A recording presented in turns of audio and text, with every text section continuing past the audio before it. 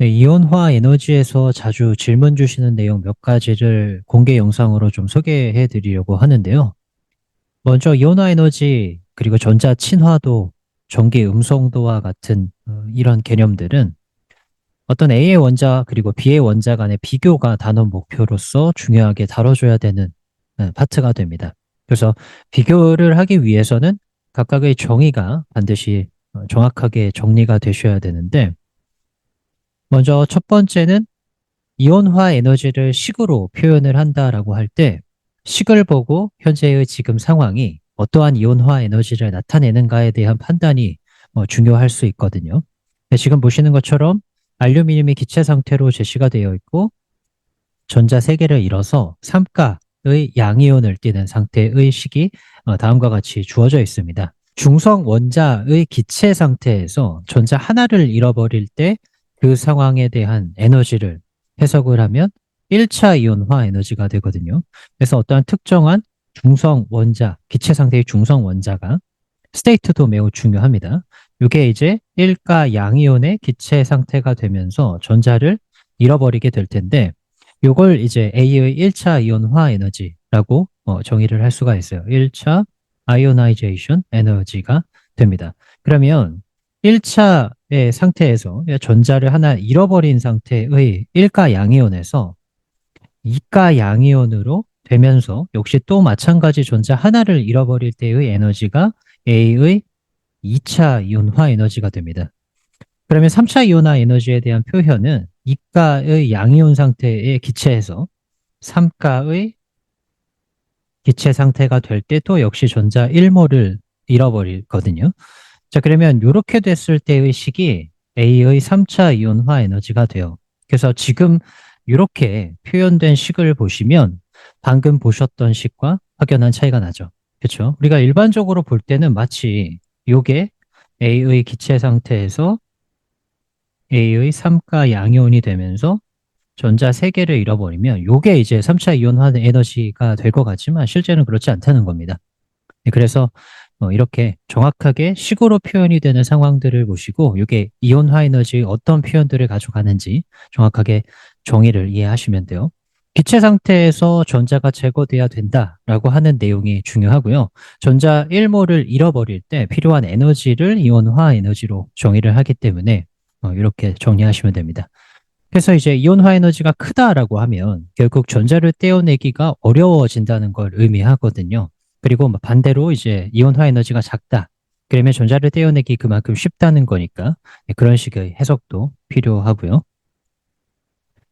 두 번째 내용은 주기적 경향성에 있어서 예외를 나타내는 구간이 있어요. 대표적으로 2족과 그다음에 이제 13족, 2족에서 13족으로 넘어갈 때 우리가 같은 주기에서 비교를 할 경우에 같은 주기에서 오른쪽으로 갈수록 이제 유효 핵전하라고 하는 effective nuclear charge가 커지다 보니까 전자를 잡아당기는 인력이 세져서 전자를 그만큼 떼어내기 어려워지기 때문에 같은 주기에서는 오른쪽으로 가면서 이온화 에너지가 커지는 경향성을 가집니다.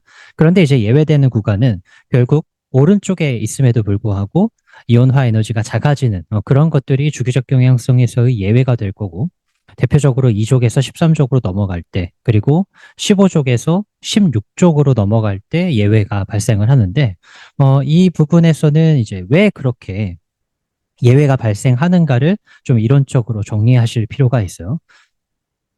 자, 이온화 에너지라고 하는 건 우리가 보어 모델에서 전자 궤도를 기준으로 궤도 이제 전자 껍질을 말씀드리는 거예요. 그 껍질에 있는 전자를 기준으로 첫 번째에 있는 껍질과 무한대 껍질을 비교할 때 전자가 이제 무한대 껍질에 위치해 있다라고 하는 건 핵의 인력으로부터 벗어난 상황, 즉 핵에서 멀리 떨어져 있는 전자를 의미하기 때문에 전자 하나를 잃어버리는 상황에 견줄 수 있습니다. 그래서 첫 번째 껍질에서 무한대 껍질까지 전자가 이동을 할 때 이때의 에너지를 우리가 이온화 에너지로 해석을 할 수가 있죠. 그러면 2족에서 13족으로 가는 대표적인 예시, 붕소와 베릴륨을 좀 비교해 보시면 베릴륨 같은 경우에는 원자 번호가 4번이고 붕소는 5번이기 때문에 그라운드 상태, 그라운드 스테이트 상태에서의 전자 배치, 일렉트론 컨피그레이션을 작성을 해보면 베릴륨 같은 경우에는 1s2, 2s2가 되고요. 바닥 상태를 의미하는 겁니다. 궁소 같은 경우에 1s2, 2s2, 2p에 하나를 채우게 되죠. 그러면 최외가 가장 바깥에 위치한 전자가 ES에 채워져 있는 것과 EP에 채워져 있는 걸로 구분이 됩니다. 자, 그러면 우리가 s오비탈을 이렇게 그렸을 때 p오비탈을 이쪽에 이렇게 그려보면 무한대 껍질까지 전자를 보낼 때 필요한 에너지가 p오비탈에서 필요한 에너지가 더 작죠. 지금 보시는 것처럼 s오비탈과 p오비탈이 더 에너지 준위가 높기 때문에 p오비탈로부터 무한대까지의 필요한 에너지가 훨씬 더 작다라는 겁니다. 그래서 이렇게 2족에서 13족으로 넘어갈 때 주기적 경향성의 예외가 이렇게 이제 발생을 하는 거고요. 15족과 16족도 보시면 15족의 대표적 예시에 해당을 하는 질소와 16족의 산소를 또 비교해 보면 질소는 7번, 그리고 산소는 원자 번호 8번이기 때문에 마찬가지로 바닥 상태의 전자 배치를 작성을 해보면 질소 같은 경우에 1s2, 2s2, 그 다음에 이제 2p에 3개를 채우게 되고요. 산소 같은 경우에 1s2, 2s에 2, 2p에 4개를 채우게 됩니다. 그러면 여기에서의 차이점은 p오비탈의 전자를 3개 채우느냐 아니면 p오비탈의 전자를 4개 채우느냐의 차이가 발생을 하죠. 그러면 요거를 마찬가지 이제 오비탈에다 표시를 해보면 p오비탈의 전자가 3개 채워지는 n의 경우는 제가 이런 식의 일렉트론을 배치시킬 수 있고, 그 다음 p오비탈에 전자가 4개 채워지는 경우면 평행하게 최대로 채우고 그 다음 이제 스핀 방향을 반대로 채울 때 여기에서 이제 페어되어 있는 paired electron이 관찰이 됩니다. 그러면 결국 전자들이 하나의 오비털에 2개가 존재하기 때문에 전자 간의 반발력에 의해서 에너지의 증가가 발생을 하게 되고, 마찬가지 원리에 의해서 EP에 3개가 전자가 채워질 때 에너지 준위를 이런 식으로 표시를 하면 EP에 전자가 4개가 채워질 때 에너지 준위는 상대적으로 더 높아지는 거예요. 전자 간 반발력 때문에.